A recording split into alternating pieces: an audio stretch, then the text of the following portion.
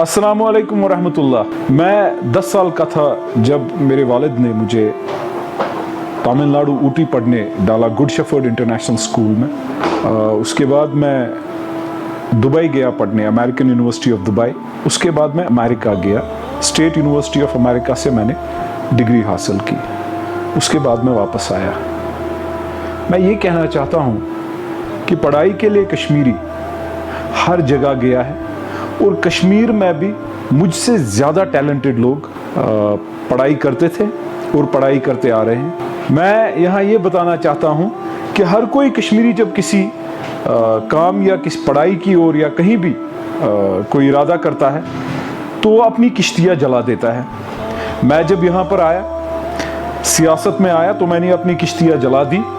मैं अपने लोगों के लिए खड़ा होना चाहता था और आज खड़ा हूँ। 9 महीने की जेल के बाद मुझे ये नहीं लगता कि मैं वापस अपने कारोबार में जाऊंगा, जबकि सियासत की कोई ज़रूरत नहीं है मुझे। अल्लाह ताला का शुक्रगुजार हूँ कि हर किसी चीज़ से उन्होंने नवाजा है, लेकिन ये एक कमिटमेंट अपने लोगों के साथ, अपने अल्लाह के साथ करके आया था जिस वक्त की थी कि मैं अपने लोगों के लिए किसी भी हद तक जाऊंगा। मैं बखूबी ये जानता हूं कि आज जो स्टूडेंट, चाहे वो 10वीं के हों, 11वीं के हों, 12वीं क्लास के हों, उन पर क्या बीतती है, वो किस ट्रॉमा से गुजर रहे हैं। स्टूडेंट्स को मैं सराहना करता हूं कि इस कॉन्फ्लिक्ट में जिस हिसाब से, जिस माहौल में, जिस सिचुएशन में उन्होंने पढ़ाई की और उसके बाद इस काबिल हैं कि वर्ल्ड के टॉप डॉक्टर्स में एक कश्मीरी है, वर्ल्ड के टॉप इंजीनियर्स में एक कश्मीरी है, वर्ल्ड के टॉप बिजनेसमैन में एक कश्मीरी है, वर्ल्ड के कोने कोने में कश्मीरी जाके मेहनत मशक्कत करके अपनी काबिलियत से जो इस कश्मीर में पढ़ा है वो हर किसी जगह कोने में जाके एक अपनी पहचान और काबिल तारीफ काम करता है। मैं जब वापस आया अमेरिका से तो मैंने अपना फैमिली बिजनेस ज्वाइन किया। फैमिली बिजनेस ज्वाइन करने के बाद ये हकीकत है कि चीफ सेक्रेटरी साहब कहते हैं कि जेके बैंक जो है वो 10-20 खानदान के साथ वाबस्ता है ज़्यादा से ज़्यादा। ये इस बात की मैं तस्दीक करता हूं उनकी। बाकी सियासत के बारे में क्या उन्होंने बोला मैं उस बारे में नहीं बोलूंगा, लेकिन ये हकीकत है कि जब मैं आगे बढ़ा, कारोबार बढ़ाया, मैंने यहां पर काफ़ी सारे वेंचर्स लाए, काफ़ी सारे इन खानदानों ने जो जेके बैंक के साथ वाबस्ता थे उनको बुरा लगा, कुछ ने मजाक उड़ाया, लेकिन मैं इन चीज़ों से डरा नहीं, मैं आगे बढ़ा। मेरी भी बेसिक तालीम जो हुई है, 4वीं तक हुई है, वो बर्नहॉल स्कूल से हुई है। उसके बाद उस बर्नहॉल स्कूल की तालीम की वजह से मेहनत मशक्कत करके मैं आगे बढ़ा। टॉप जो स्कूल है हिंदुस्तान में, गुड शेफर्ड इंटरनेशनल स्कूल, वहां पढ़ा हूं। उसके बाद दुबई गया और top of the line university America में गया। लेकिन मैं यहां कहना चाहता हूं कि हमें आज के स्टूडेंट्स जो हैं उनकी मदद करनी चाहिए। गवर्नमेंट को अपील करता हूं कि इसको भी हमें इनका भी मजाक नहीं उड़ाना चाहिए। जो इनके साथ तय हुआ है या जो रोड मैप इनके लिए होना चाहिए उस पर बैठने की जरूरत है और उनको रिस्पाइट देने की जरूरत है। ये एक मेंटल ट्रॉमा से गुजर रहे हैं। ये बड़े ही काबिल लोग हैं, ज़हीन लोग हैं। माशाअल्लाह कश्मीरी जो है पैदा होते ही मुझे लगता है जो कश्मीरी है वो ज़हीन है। अल्हम्दुलिल्लाह हम लोग ज़हीन लोग हैं। हम ये नहीं चाहते कि हमें इम्तिहानात हो, इम्तिहानात नहीं हो, किस तरीके, हम चाहते हैं कोई ठोस चीज आगे बन के प्रैक्टिकली इनके साथ बातचीत करके एक ऐसी चीज फ्रेम की जाए जिससे हमारे स्टूडेंट्स को रिस्पाइट मिले। नॉर्मल सर्कमस्टेंसेस में हमारे स्टूडेंट पढ़ाई करते हैं, ट्यूशन करते हैं, मेहनत करते हैं, आगे चलते हैं। IAS टॉपर्स हमारे कश्मीर से हैं। हाल ही में 14 लोगों ने क्वालिफाई किया है जम्मू कश्मीर से। मुझे लगता है कि हमें बैठने की जरूरत है। मैं गवर्नमेंट से अपील करता हूं, यहां और बाकी जगह में और एक फर्क है। हमारे बच्चे स्कूल पिछले 1 साल से नहीं गए, बखूबी बाकी जगहों के बच्चे पिछले 4 महीने 6 महीने से नहीं गए। हमारा प्री लॉकडाउन जो अबॉर्गेशन का लॉकडाउन था वो भी 6 महीने का था, लास्ट ईयर 5 अगस्त को जो हुआ है, तब से हमारे बच्चे स्कूल नहीं गए। जो सिलेबस की कटौती सीबीएसई ने दी है या कहीं पे दी है, हमें यह बखूबी समझना चाहिए कि हमें उसके आगे बढ़ने की जरूरत है, क्योंकि हमारा जो सिलेबस है, हमारा जो सिलेबस होना चाहिए वो इस को नजर में रखते हुए होना चाहिए कि हम 1 साल से स्कूल नहीं गए। उसके साथ साथ अगर बाकी बच्चों ने ऑनलाइन क्लासेस अटेंड की है, पहले तो हमारे स्कूल्स और हमारे टीचर्स के पास ऐसा इंफ्रास्ट्रक्चर है नहीं।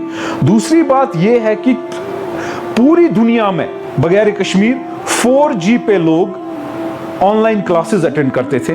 हमारे बच्चे 2G पर ऑनलाइन क्लासेस अटेंड करते थे, और 2G पे जब तक टीचर कोई लेसन पढ़ाती थी, शुरुआत की लाइन में भी टाइम लगता था। जब तक वो बोलती थी, वो तो अपने टाइम पर बोलती थी, अपने हिसाब से बोलती थी, लेकिन बोलता था या बोलती थी, जब तक वो हमारे पास 2G के थ्रू हम फोन पे हमारे बच्चे देखते थे, उसमें टाइम लगता था। एक बोरिंग क्लास बन जाती थी बिकॉज ऑफ 2G।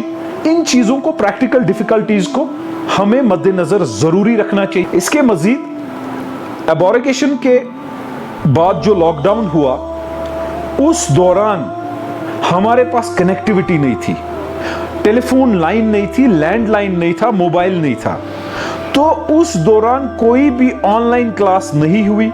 उस दौरान अगर वो 2-3 महीने का जो पीरियड था, तो उस दौरान नहीं हुआ। देखिए, नॉर्मल सर्कमस्टेंसेस में इस बच्चे को पता है मेरी एग्जाम 1 साल बाद होगी, इस टाइम पे ये टेस्ट होगा, इस टाइम पे ये होगा। पहले 3 महीने 2 महीने हमारे पास कोई कनेक्टिविटी नहीं थी, और उसके बाद अगर हम उस मरहले से निकल गए, कनेक्टिविटी चालू हुई, फिर लॉकडाउन में हमारे बच्चों ने ऑनलाइन क्लासेस किए, क्योंकि दुनिया ने एक नया जरिया क्लासेस का दिखा दिया। वरना प्री कोविड लॉकडाउन तो हमारे पास ऑनलाइन क्लासेस नहीं थे। तो प्रैक्टिकली अगर हम देखें, हमने 6 महीने, इन 6 महीने ऑनलाइन क्लासेस पढ़ी जब से कोविड हुआ, जब से पूरी दुनिया ने पढ़ी। लेकिन उसमें भी प्रैक्टिकल डिफिकल्टीज थी। हमने 2G पे पढ़ा, और उसमें भी हमें 1 साल का जो सारा कुछ पढ़ना था वो 6 महीने में पढ़ना है, जो कि प्रैक्टिकली पॉसिबल नहीं है।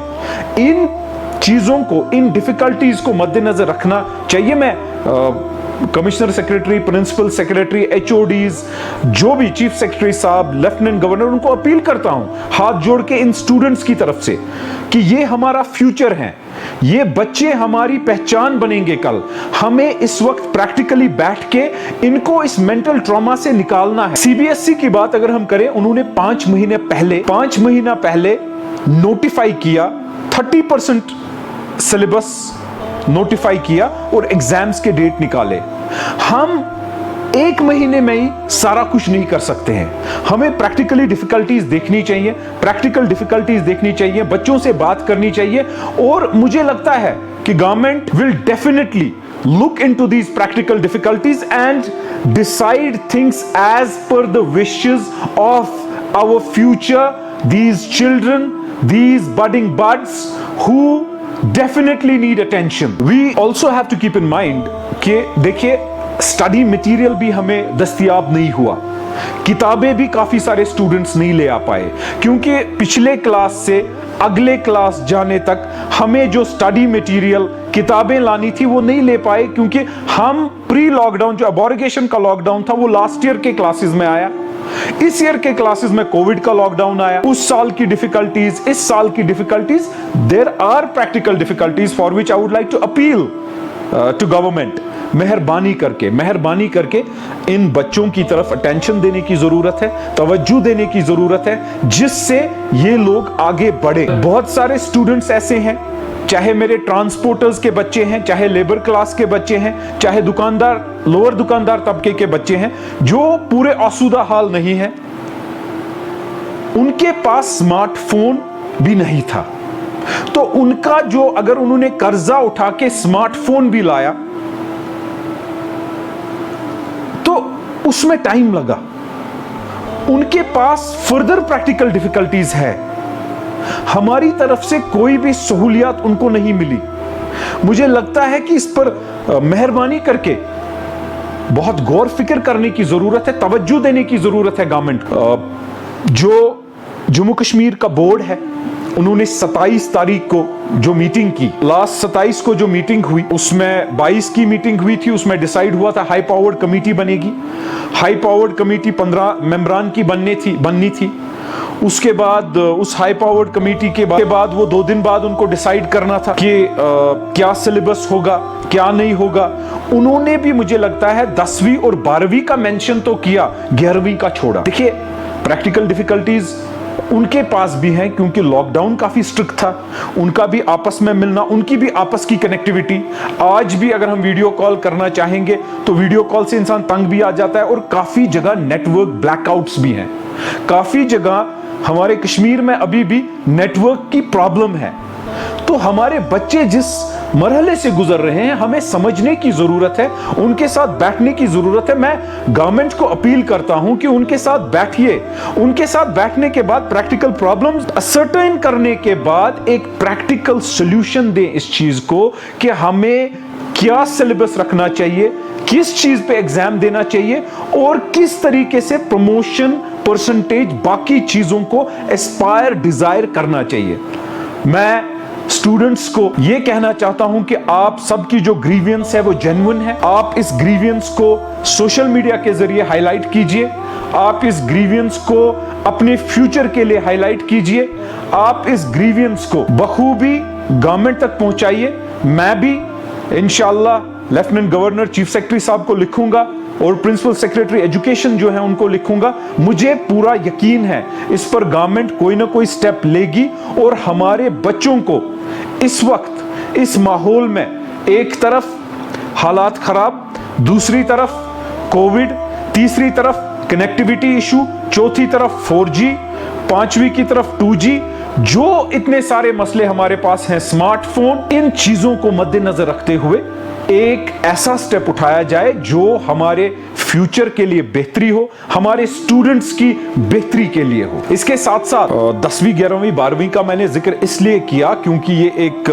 प्रोमिनेंट क्लासेस हैं जिन पर काफी दबाव रहता है, तवज्जो रहता है।